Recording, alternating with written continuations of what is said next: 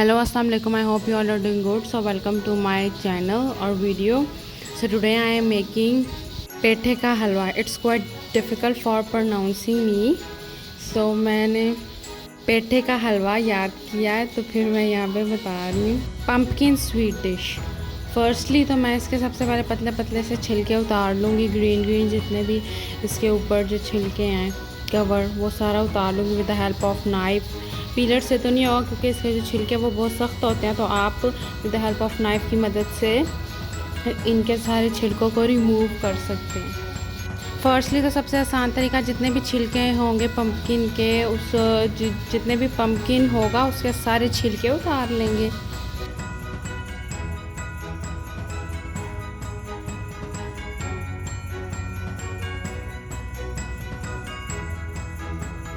Then we will cut the pumpkin into the beautiful cubes. हम फिर इसको knife की मदद से कट कर लेंगे. पहले तो मैं हाथ से कट कर रही थी, पर मैंने कहा नहीं, मैं इसको उसकी मदद से, क्योंकि ये थोड़े सख्त थे, ये कटिंग में भी थोड़े इशू हो रहा था, तो मैंने नाइफ़ की मदद से कट कर लिए थे अपने पम्पकिन को.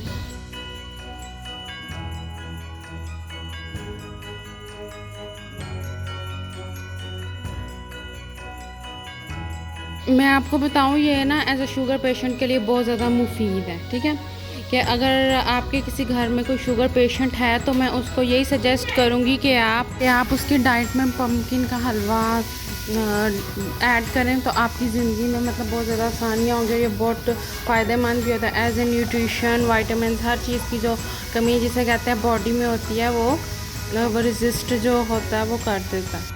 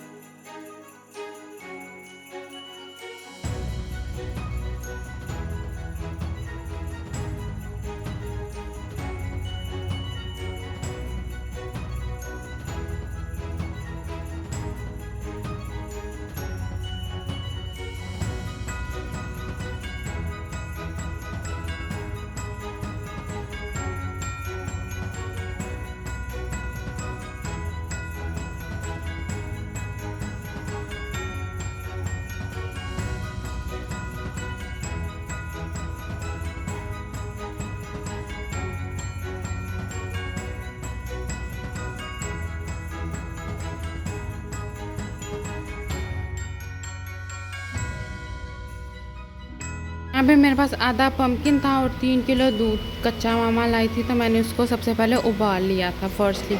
मैंने उसके बाद फिर ऐड की, मतलब मैंने थोड़ी सी चीनी कम ऐड इसलिए की थी कि हमारे घर में थोड़ा डायबिटिक पेशेंट है, तो उनके हिसाब से मैंने शुगर ऐड की थी, बहुत ही कम, मिनिमम सी, ना ज़्यादा ना बहुत ज़्यादा ना बहुत कम, मतलब बस नॉर्मल थी जो चीनी मैंने इसमें ऐड की थी। फर्स्टली मैंने दूध को बॉईल कर लिया था, उसके अंदर फिर डाल दी थी ग्रीन इलायची। फिर जितना भी मेरे पास पम्पकिन मैंने कट किया हुआ था, हाफ़ पम्पकिन, उसको मैंने ऐड किया दूध के अंदर। मेन से इंग्रेडिएंट्स आपने डालने हैं चीनी, ग्रीन इलायची, और फिर उसके बाद आपका जितना भी पम्पकिन होगा आपने वो ऐड कर देना। अगर तो हस्ब ज़रूरत आपको सिनेमन यानी दालचीनी का जायका पसंद है तो आप अपने पम्पकिन में वो ऐड कर सकते हैं, अगर नहीं पसंद तो आप स्किप कर सकते हैं।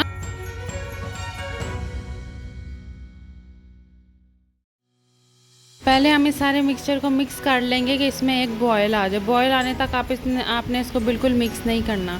लेकिन मेरी मामा ने कहा था कि चीनी पहले नहीं डालते, फिर जब कद्दू का जो पेठा होता है वो एंड पॉइंट पे भूनने के वक्त वो सारा लग जाता है और जल जाता है। लेकिन मैं इस टाइम पे भूल गई थी कि मैंने जो चीनी थी वो एंड पे ऐड करनी थी, लेकिन मैंने फिर बाद में फर्स्ट में ही चीनी ऐड कर ली। मैंने इस चीज़ का ख्याल रखा कि ये ना हो वो एंड पे वाकई जल जाए या भूनते वक्त वाकई ओवर कुकड हो जाए।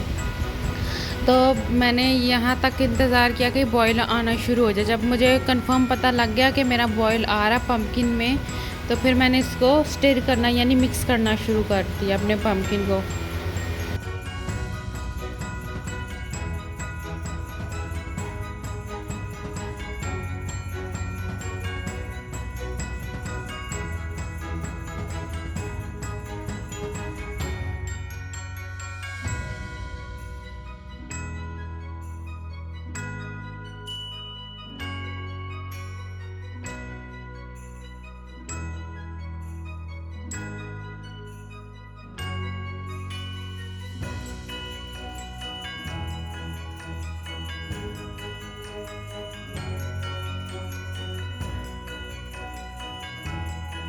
यहाँ पे मैं अपने पेठे को चेक कर रही थी, मेरा पेठा है वो गलना शुरू हो गया कि नहीं। लेकिन मैंने एक सबसे अच्छी बात ये इसमें की थी कि इसको 0 पॉइंट पे पकाया था, मतलब आंच बिल्कुल 0 करके पकाया था। इससे ये होता है आपका जो पेठे का फ्लेवर होता है वो इन्हेंस होता है।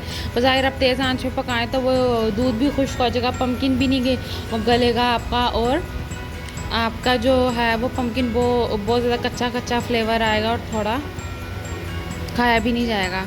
तो फर्स्टली मैंने ये किया था कि इसको मैंने भुना बहुत था, यानी मिक्स बहुत ज़्यादा किया था अपने पम्पकिन को। और इसमें ऑयल जो है डायबिटिक पेशेंट के लिए तो ऑयल नहीं था, लेकिन मैंने थोड़ा सा हल्का सा सिर्फ फ्लेवर देने के लिए इसमें ऑयल डालता। वैसे इसमें डालते नहीं हैं ऑयल। यहाँ पे मुझे बिल्कुल पता लग गया था कि मेरा जो पम्पकिन है वो गल चुका है बिल्कुल, यानी मतलब पक चुका है मेरा पम्पकिन। तो इस पीक पॉइंट पे मैंने अपनी फ्लेम को तेज़ कर दिया था गैस की, और ताकि ये ताकि ये इसका दूध खुश्क हो जाए, और जिसे कहते हैं ना रिड़कना, इसको इतना वो रिड़कना था मैंने कि इसमें फ्लेवर इन्हेंस हो के और खाने में भी अच्छा आए। और आपने जो है, मैं आपको एक और सबसे बड़ी टिप देती हूँ, आपने जब भूनना है ना पम्पकिन में बिल्कुल दूध ना हो, क्योंकि जब आप इसको 2 to 3 डेज़ के लिए अपने फ्रिज में रखेंगे तो पम्पकिन जो होता है वो पानी बिल्कुल छोड़ देता है। तो आपका मेन प्लस पॉइंट ये आपने करना है कि अपने जो पम्पकिन है इसको इतना आपने भूनना है कि इसका जो कच्चापन है और इसका जो जितना भी वो है बाद में इससे पानी छोड़ना वो ना छोड़े।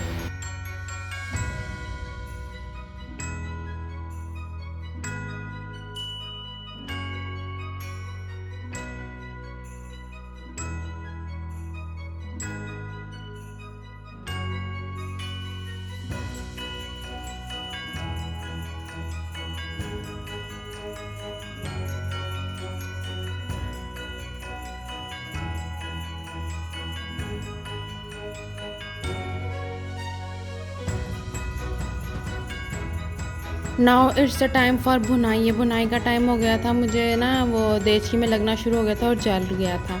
तो मैंने इसको कढ़ाई में शिफ्ट कर दिया था और फिर मैंने इसको इतना भुना था कि इसमें जो है दूध का हल्का सा भी ना रहे और थोड़ा हल्का सा भी दूध ना रहे। और जब मैं इसको जब मैं इसको रिस्टोर करूँ तो इसमें से जो पानी जो ये पम्पकिन छोड़ता है वो ज़्यादा ना छोड़े।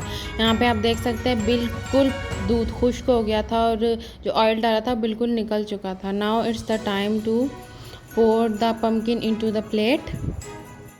Now it's the time to taste the food, how it is made, not food, sorry, halwa, how it is made.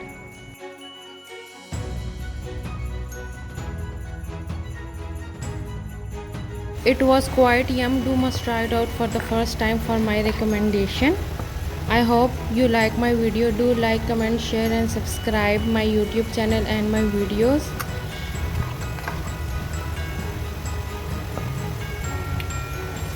अपना बहुत सारा ख्याल रखें, दुआओं में याद रखें। अल्लाह हाफिज़, बाय बाय।